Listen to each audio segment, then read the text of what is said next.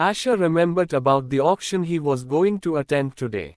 Mom, I want to start a new company called Aztec, using my personal funds under the Abyss Guild, Asher said after finishing his food. Okay, just tell Stephen about it and all the paperwork will be done. I will also provide you with some funds to start, so feel free to try your hand in various sectors, Sylvie replied as she stood up to leave for work. The Abyss Guild is owned by the Greville family, and its guild master is Nathan Greville. Nathan is often busy handling SS rank dungeons and venturing to dangerous places, so Arthur handles the entire guild administration and everything related to hunters. Sylvie is the CEO of Abyss Enterprises, the industrial branch of the Abyss Guild that ventures into various sectors. The Greville family's net worth was estimated to be around 250 billion aurum, or, note that $1 equals 1 AUR. The Greville family controls much of Somaria's economy, thanks to part of Sylvie's business-related talent and her use of the Raven family's information guild to eliminate opposition. Jonathan Raven, head of the Raven family, dotes on his daughter and has allowed Sylvie to grow Abyss Enterprises to its current heights. Thanks, Mom. I will make sure your investment doesn't go to waste, Asher replied as he stood up from his chair. Don't worry. I believe in your talent, but if you need any advice, come to me or ask your father about it, Sylvie said as she hugged both Asher and Arthur before leaving. Asher said goodbye to his parents and began typing important information related to his new company, Aztec, which would be his first step towards achieving his goal, contemporary romance. Emmy, tell Stephen to check the file I just sent him and arrange the car. We're going to the Harkins auction house, Asher said to Emmy, who nodded and left to make all the preparations. Asher wore a designer all-black suit and looked dashing, with a sharp jawline and crimson-red eyes. He resembled a handsome devil who would fulfill your wish, but take your life in return. His charm was very high, and stats like charm were inherited values that were mostly decided at birth. While a person could increase their charm, there were limits to how much they could improve it. However, Asher could also increase his charm using the system's AP. If he wished, he could spend his attribute points on increasing his charm. Asher left the mansion and got into his car. Emmy signaled the driver to head towards the auction house. They passed through a bustling area, which caught the attention of many as they saw a group of high-end cars passing by. A kid on the road was fascinated by the cool cars and asked his mom to buy such cars as well. The mother could only smile and say that they were too expensive for them. They arrived at the Harkins private estate, which had been turned into an auction house. Emmy got out and walked with Asher towards the VIP entrance. She had already arranged everything, so Asher received the best VIP room. Asher sat down on the sofa and signaled for Emmy to sit beside him. Emmy, I told Stephen that you will handle the administrative work for my new company. Do you mind? Asher asked while looking at the catalogue handed to him by a female assistant stationed there to assist the VIPs and make them feel comfortable. How could I refuse the young master? If you feel that I am capable of doing this, I will make sure I don't let your expectations down, Emmy replied confidently with bright eyes. Asher was happy to see his loyal maid, who was ready to accept his sudden request. He needed to gather his own team of people to achieve his future goals and make sure most of his future actions were hidden from his family. This was one of the reasons Asher created his own company, so he could move more freely in the future. At the same time, outside the auction house, 2 sports cars stopped and 2 young women and 2 young men got out. It seemed they were heading towards the auction house. Marcus, you are sure spending big today. The other young boy told him excitedly. Of course, a man should never be cheap when escorting a beauty, Marcus said while gesturing towards the 2 young girls accompanying them. At his flirtatious words, both of the girls blushed a little. It seemed like Marcus was taking some girls on a date to the auction house to show off his wealth. Ads by Pub Future. But are you sure? It seems like we may not be able to buy any land here. The young boy accompanying Marcus spoke to him in a low voice. Don't worry, who would stop me? I'm a member of the Williams family. They have to give me face here, Marcus muttered to his friend while laughing out loud. Indeed, Marcus was part of one of the elite families named Williams, but he was just a son from the Branch family. When Asher almost died in his previous life, the blue-haired woman who talked to Kevin was none other than the famous heir of the Williams family, Eva Williams, who was called the genius scholar in that future by the whole world. In the previous timeline, Marcus Williams bought this property, and when the opportunity arrived, Eva Williams cleverly took the rights of the land from Marcus Williams, and her family became one of the major contenders against the Greville family. This opportunity was actually a dungeon. It was a low-level A-class dungeon with low-level monsters, but this dungeon world had multiple mana stone caves. Even though mana stones were useless for awakening, they were used everywhere in the world. They were used as a power source, to enchant items, and to charge up teleportation gates. This world basically used mana stones as a fuel source, and Abyss Enterprises' main industry revolved around the constant supply and distribution of mana stones. The Williams family was also one of the few elite families that did similar business to the Greville. In his previous life, this dungeon cost the Greville family around 30% of its net worth of 250 billion ore. This time, Asher would cut off the major business opportunity for the Williams. Come on, ladies, let's go inside, Marcus waved at the girls, who were admiring the whole auction house. Marcus took them to a VIP room, and his room number was 6. Meanwhile, in VIP room number 1, Asher was sitting on the sofa, waiting for the auction to start. After some time, Harris Harkin got on stage and said, "Welcome to our auction, ladies and gentlemen. I, Harris Harkin, will be your auctioneer for today."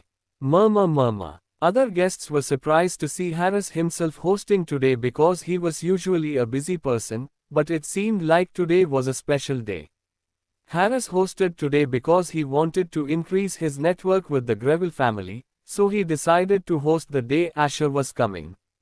Seeing the chattering of the audience, Harris quickly started the introduction before wasting more time.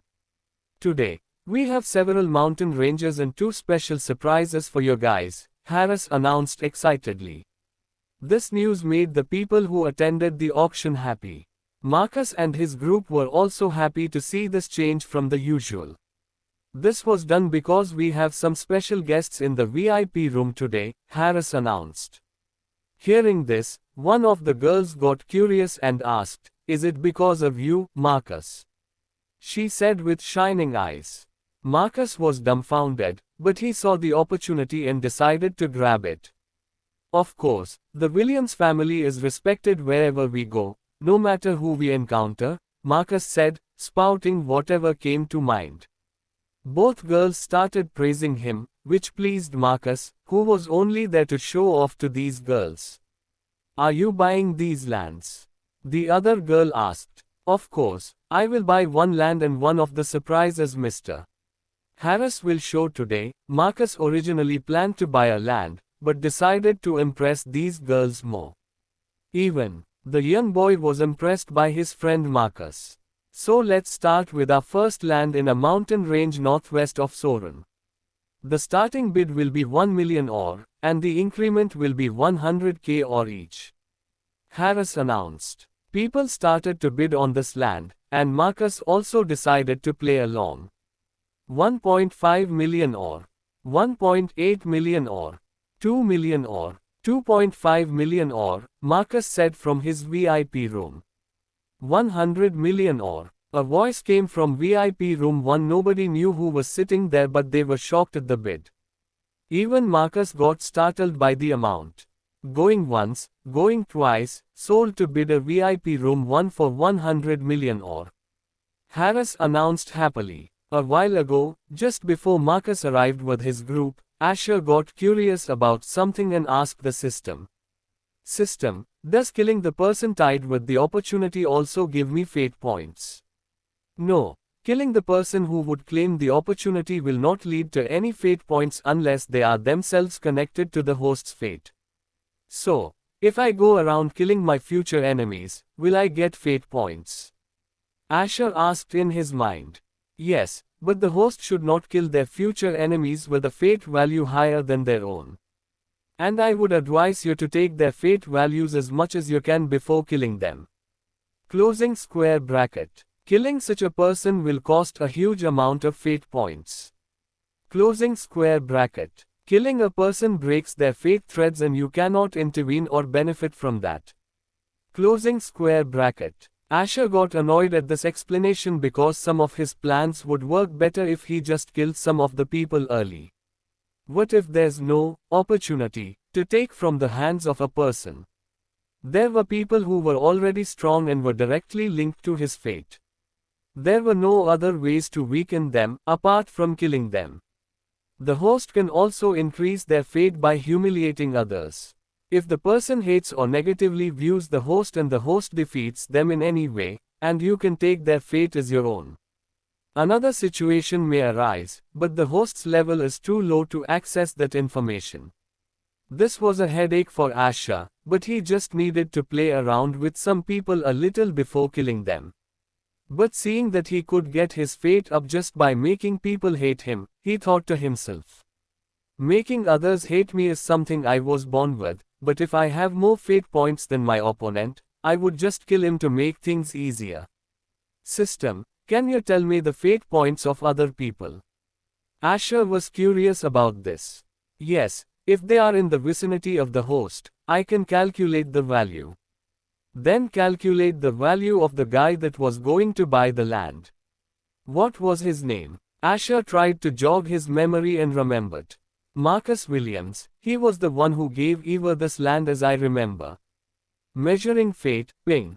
System window, name, Marcus Williams. Fate points, 2000. What the hell? Asher almost broke his indifferent face. His eyes rose and his breathing changed for a moment. System, why is his fate value so high? He said in his head. Don't get confused, this is the average value a normal person carries around. It's just that the host has such a low fate. When I mentioned that every person in this world has at least 100 fate, it meant that even a dying man in his last moments has 100 fate points. Asher laughed at himself for assuming something like this without clarifying first. Status. Ads by PubFuture. Fate Devourer System. Name, Asher von Ravengrevel. Level, 1, EXP 0, 1000. Bloodline, Devil's Absorption Rank SSS. Blessing, Goddess of Time, Sealed. Body Constitution, Mana. Core Rank A. Shop Quests, Synthesis. Attributes, Contemporary Romance. Strength, 32. Agility, 27. Endurance, 40. Intelligence, 55. Mana, 45. Stamina, 40. Charm, 57. Fate, 84. AP, 0. SP, 0. Skills, Time Dilution, Rank S, LVL1. Absorption, Rank S, LVL1. Ash Sword Art, Rank C. Mana Flow, Rank C. And here I am with my 84 fate points. System, can I get some fate points by humiliating this kid as well? Asher asked while thinking about something. Yes, but you will only get fate from him this time because his fate is not linked with yours except for this moment in his life. If the person is largely involved in the host's life, you can get more fate points multiple times. Asher picked up the catalog and saw all the lands in the mountain range that were being sold today. He did not remember exactly which land it was because the Williams family bought the whole mountain range later when they found out about the dungeon. Seems like I'll buy everything today, Asher thought and ordered Emmy to do something. Emmy, go find out if there's a person called Marcus Williams attending this auction and find out his motive as well. Yes, young master, Emmy nodded at his request and disappeared into thin air. Emmy was an A-rank hunter of wind element as her main element. She was greatly talented at spying and collecting information due to her high stealth and movement speed.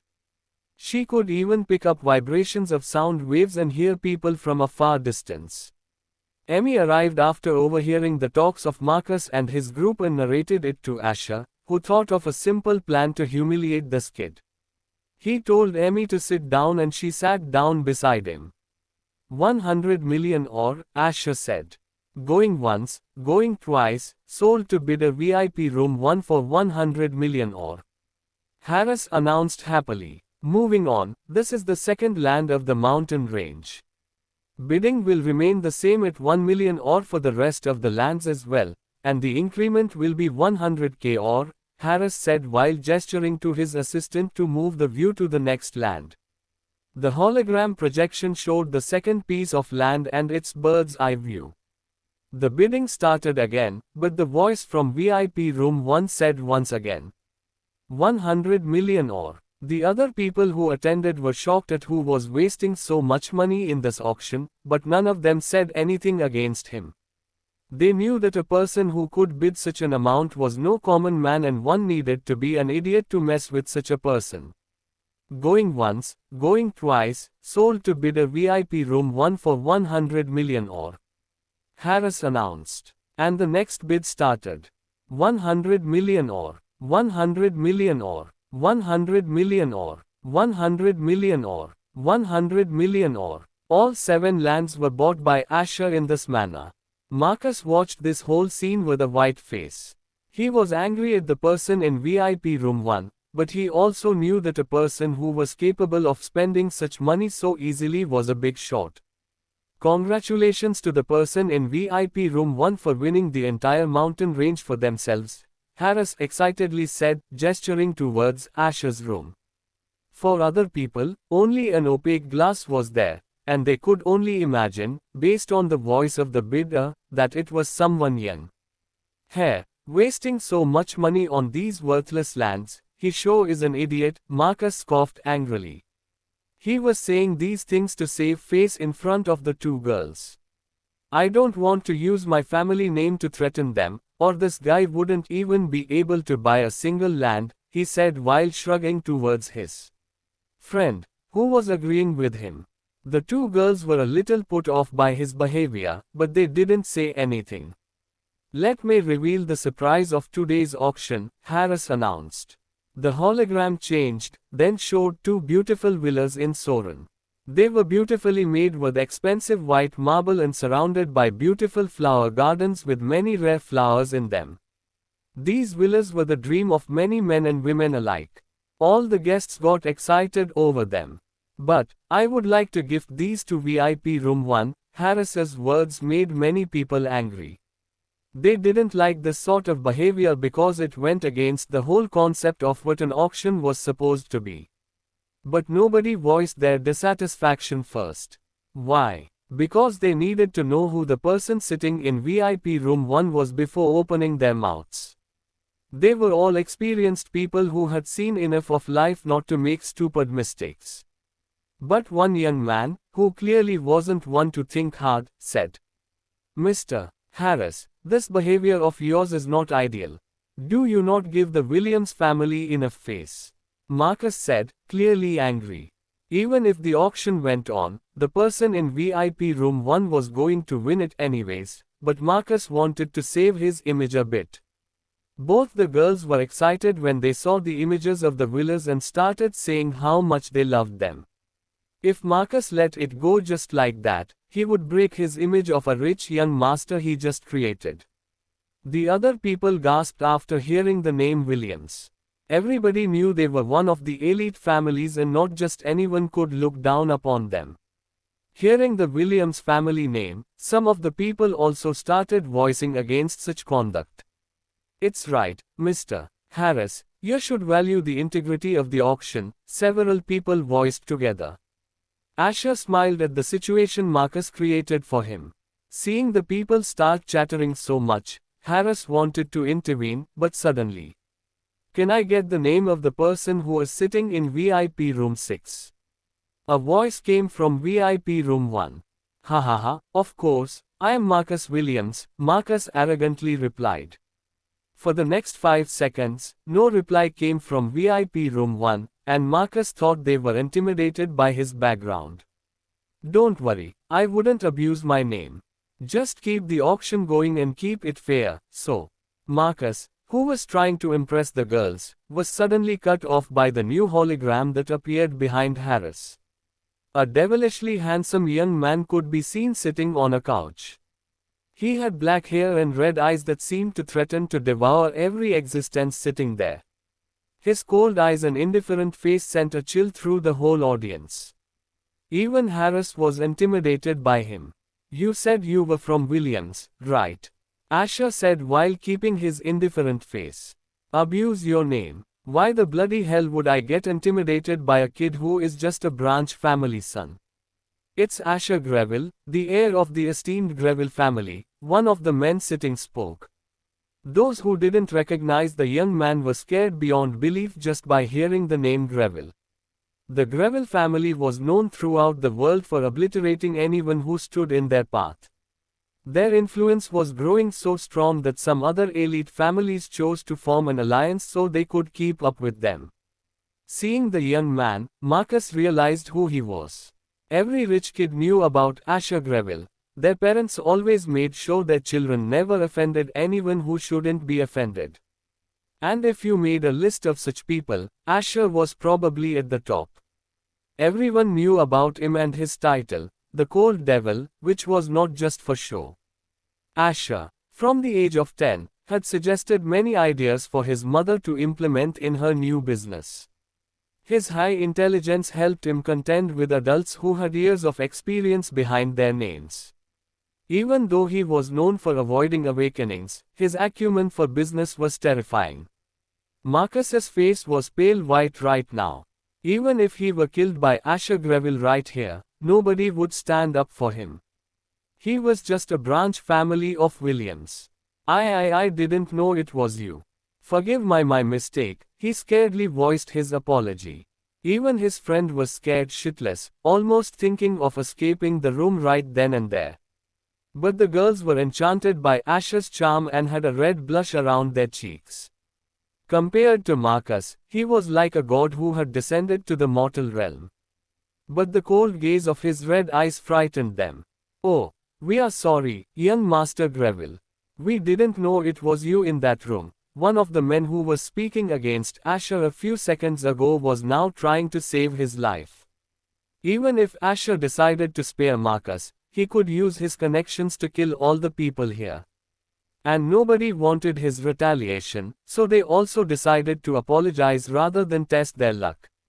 We apologize, young Master Greville, a lot of people said together.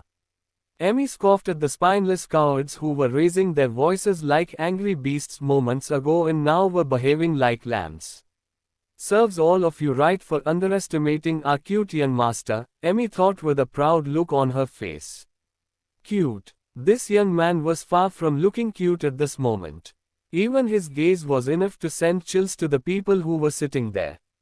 Ping. Contemporary romance. Ads by Pub Future. System window. Less than successfully obtained the opportunity of the Williams family greater than. Rewards. 100 fate points. Less than successfully humiliated Marcus Williams greater than. Rewards. 46 fate points. Enough. Asher spoke with his commanding voice. Marcus and other people gulped and waited for his next words. Mr. Harris, I would like to leave now and I will buy the two villas for 150 million each. I don't like free things, Asher said while standing up and leaving with Emmy. Harris could only smile bitterly as he thought that gifting those villas would be his ticket to get in the good books of Asher Greville. Asher spent 1 billion at this auction, and the profit that Harris got was not small at all. Except for the villas, all the land he bought was way above their worth in his eyes. Yes, those small villas were actually 100 million each. Why? Because they were located near the World Academy, the centralmost part of Soren. Asher only bought those villas because a past memory resurfaced in his mind when he saw those villas. Asher got out of the auction house before telling the female assistant who was catering to them in their VIP room to tell Harris to send the bills to his secretary, Emmy, not his family. He was going to register these lands under his new company, Aztec. And for the villas. Seems like they suit your taste, so I bought them. Asher's face had a smile, but nobody could see it as the only person with him at the moment was Emmy and his driver, who were seated in the front seats of his car. Status: Fate Devourer System. Name: Asher von Ravengrevel. Level 1, EXP 0-1000. Bloodline: Devil's Absorption. Rank: SSS. Blessing: Goddess of Time, sealed. Body Constitution: Mana Core. Rank A. Shop Quests: Synthesis. Attributes: Strength 32, Agility 27, Endurance 40, Intelligence 55, Mana 45, Stamina 40, Charm 57, Fate 230, AP 0, SP 0. Skills: Time Dilution, Rank S, LVL1, Absorption, Rank S, LVL1, Ash Sword Art, Rank C, Mana Flow, Rank C. He looked at his 230 fate points and thought, so now I am better than a dying man at least. Asher thought while looking at his status. Meanwhile, Marcus, who was sighing in relief after exiting the auction house, was now depressed. The two girls who came with him decided to leave separately from the two boys, saying they needed to go somewhere. Marcus knew he had fumbled his chance and his image was thoroughly crushed, but he calmed down thinking at least he was alive and well. Asher was thinking of killing Marcus if he annoyed him one more time. But luckily for him, Asher's mood was a bit better when he saw those two villas. Especially when he saw a particular decoration of those villas. In his past life, when he killed people, Asher felt no guilt or remorse. It was like his soul was devoid of emotions whatsoever. He never felt happy or sad. Anything that annoyed him deserved death in his mind. Fortunately, his high intelligence allowed him to act in a certain way, so he seemed like a cold yet normal child to his parents and his known ones. It's time to increase my level a bit. Asher saw his LVL1 status and decided he should increase his level. Emmy, take the car to one of the F-rank dungeons under the Abyss Guild, he told Emmy. But young master, you have just recently awakened as a hunter. You should train for some time before fighting the monsters. Emmy usually never questioned his orders, but when she heard this, she knew Asher should not fight the monsters so early. Don't worry, I will take you inside with me. I just want the experience. Do as I say, Asher said in a commanding tone. Emmy was an A-rank hunter and she could save Asher anytime in the F-rank dungeon. She hesitated for some seconds but still nodded after listening to his reasons. She still sent a message to Arthur, just in case any issues arise. The driver turned the car to go to one of the latest F-rank dungeons, which had recently been acquired by the Abyss Guild. In the whole world, 60% of the dungeons were owned by the World Association. The World Association had 3 SSS rank hunters. They had the most hunters in the world and could be called government officials who were there to make sure nobody could take advantage in this society where the strong eat the weak. They were responsible for maintaining public order and implementing laws to keep the other elite families in check. But despite having 3 of the 11 SSS rank hunters, they could not enforce their words on the elite families carelessly. 4 of the SSS rank hunters were from different elite families. All the SSS rank hunters were like the pillars of this world and they maintained an equal power distribution among the authorities. This was another reason for Asher to save Nathan. His death allowed the World Association more freedom and they introduced some new laws to lessen the grip the elite families had on the economy of the world. Asher's car arrived in front of a well-guarded place filled with people carrying weapons. They were the hunters of Abyss Guild and were guarding the entrance of the dungeon. Dungeons were closely guarded and monopolized for the resources that were found in them. One of the hunters who was holding a document came up to greet them. The brown-haired guy came up to Asher and said, "We greet the young master. We have already arranged for your entry, and your nano armor is arriving in a few minutes." The brown-haired guy told Asher, continuing, "You can wait for it in the lounge. We have prepared everything. For your convenience." Asher and Emmy moved to the nearby lounge, where hunters usually rested or gathered before going into the dungeon. These lounges were created to encourage bonding among hunters and help them relax before entering the dungeon. Asher moved to a premium area that was clearly better than the other seating options. He was given some information about the dungeon they were about to enter. Asher took the document from the table and read it. It described that the dungeon was a blue gate and contained G-rank wolf beasts and an F-rank boss monster. Dungeons were generally ranked based on the rank of the boss monster and the quality of the mana present in them. There were no G-rank dungeons in the world. The rank started at FSSS. Dungeons were classified into 3 types: blue gates, yellow gates, and red gates. Blue gates were dungeons that did not have any restrictions on entering or leaving. No matter the rank, a person could enter and leave without even killing a single monster inside. Most newly awakened hunters were brought to such dungeons. Yellow gates were similar to blue gates, but they enforced a rank restriction and only allowed a certain number of people to enter. Nobody could enter until the people inside came out. Red gates were the most dangerous dungeons. When you entered, the portal to exit the dungeon disappeared and would not reappear until the dungeon boss was killed. There was no rank restriction to enter, but until the number of people inside decreased, people outside were unable to enter. If dungeons were not cleared for a long time, the space boundary that separated the dungeon and the outside world gradually weakened. Unstable mana will increase over time and slowly corrode the dungeon.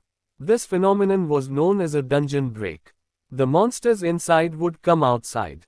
To prevent this from happening, dungeons were meant to be cleared on a regular basis. This was also the reason that every hunter, no matter their rank, was needed. If only talented individuals were in a guild or association, who would clear the rank-restricted gates. There were several academies, in addition to the World Academy, that trained people. The World Academy was the dream of every person who wanted to be strong in their field, but if they couldn't enter it, there were other academies to choose from. After some time, Asher's nano armor arrived. This world was technologically advanced, and even though mana allowed people to create miracles, humans still combined mana with technology to create a better environment for the masses. The nano armor was one such invention. Asher was handed a black bracelet, which was actually the nano armor. It was composed of tightly packed carbon atoms strengthened by mana. It spread throughout the body, covering the wearer and protecting them from harm. Although thin and light, the mana-enhanced atoms made it sturdy as well. While it was an expensive item, it safeguarded the wearer's life in crucial moments and did not hinder their movements. It also always adjusted its size to fit the wearer. This was one of the inventions that reduced the casualty rate in dungeons. It was created by the Artisans Association, which was responsible for major technological advancements in weapons and hunting. The Artisans Association was one of 3 associations in the world and was led by an SSS rank hunter known as the best blacksmith in the world. Asher put on the bracelet and activated it with a small amount of mana. He and Emmy then approached the dungeon entrance, which was a blue gate with security devices to catch any trespasser. The entrance was in the shape of a closed gate, but one could pass through it like air. If there were restrictions, one would be blocked. Dungeons were like small worlds of their own, with their own environment and boundaries. "Young master, we have cleared the schedule for this dungeon and you can hunt freely in there," the brown-haired man said, signaling the hunter behind him to hand over the sword they were holding. Ads by Pub Future. "We have prepared the best A-rank swords for you, both of which have imbued mana stones," he added.